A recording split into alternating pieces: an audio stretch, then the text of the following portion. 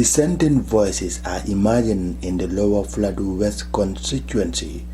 This group, which calls itself the Voice of Lower Fulladu West, want the Barrow government to reconsider its development programs in the region.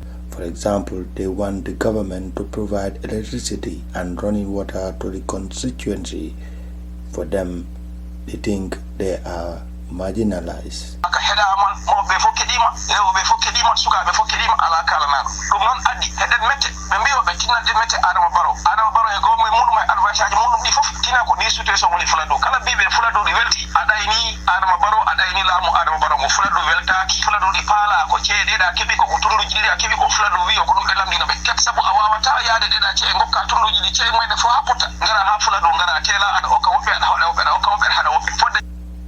National Assembly member J.B. Barrow said the information the group has provided is misleading. I just heard this thing on an audio, so I am not seeing it as a pressure group. I'm just seeing an individual or group of people, enjoying the freedom of democracy, trying to make their points. But if it is a pressure group, we all know, you know very well, I have led so many pressure groups. You must get the rightful authority to get the rightful information that you need. So this, to me, this is not a pressure group. This is a group that is politically motivated. Wow. Because if you are interested in facts and you are not trying to mislead the people of Lower Fulladu, since 1965, what the Barrow administrators have delivered to the people of Lower Fulladu, it has not happened since 1965. When I was coming into Parliament, the people of Fulladu, their biggest concern was the Jakale Pachar.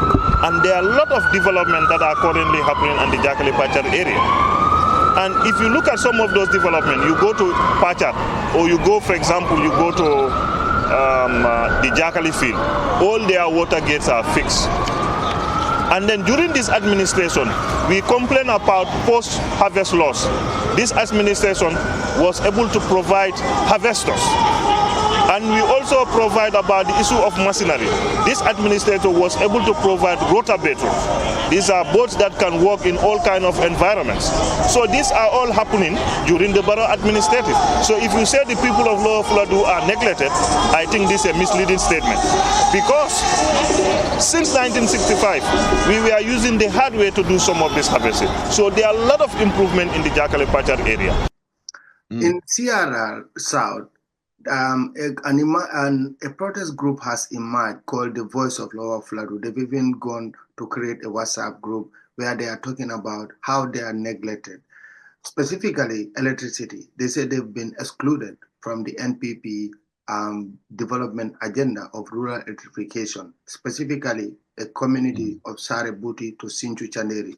These are communities in CRR that felt that some of them are supporters of the NPP or some of them support other political parties, but they feel that they've been kind of excluded, marginalized, or whatever. What is your take on this?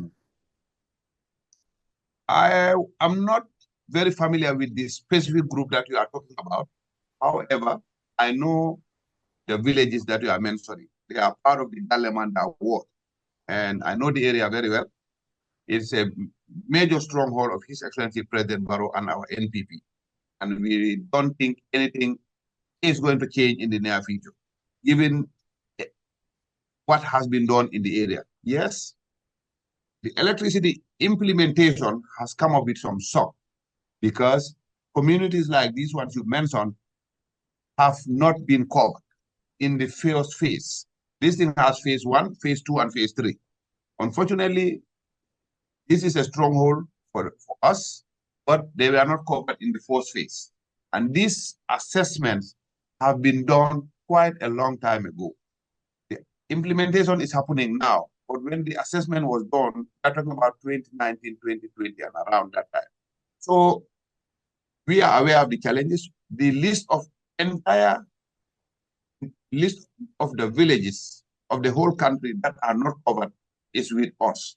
The Ministry of Energy has it. I have a copy of it, at least for political purposes.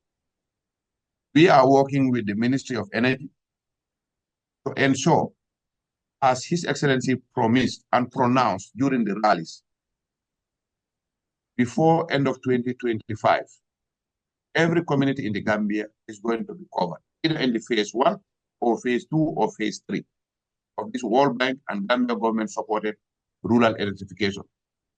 I want to assure that group or those villages through this medium that we are aware of their feelings of being neglected, which is not the case. However, the fact that they felt like that has made us uncomfortable. This is a very democratic and caring government. So we will reach out to them so that they understand that at some point they will be covered in one of the phases, either phase 1, phase 2, or phase 3. Yes, phase 1 is the one being implemented. There are villages that have really, yes, they voted for President Barrow in 2021. Probably they have seen villages that might have not voted for the president and they are being electrified.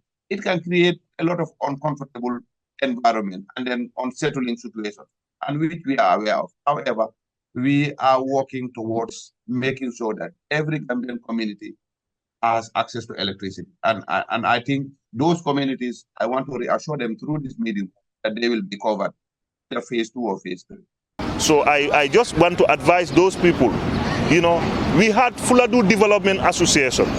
Most of the people in that group are not in the Fulladu Development Association. So you cannot love Fulladu to that extent that when the people of Fulladu are coming together and then sweat to do and develop the late development, you are not there. You stand in a corner and say 40 communities have not get electricity. We want some of them to count. What have the individual have they contributed towards the development of Fulladu before government? You cannot, because when Fulladu is calling them, they will not come. So that's why I'm saying most of those people are politically motivated. The Fulladu development is there. We are doing a lot of things. We are drilling borehole. We are doing a lot of issues, but where are they?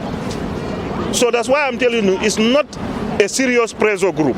They have special interest, and as we go in Fulladu, that interest will prevail.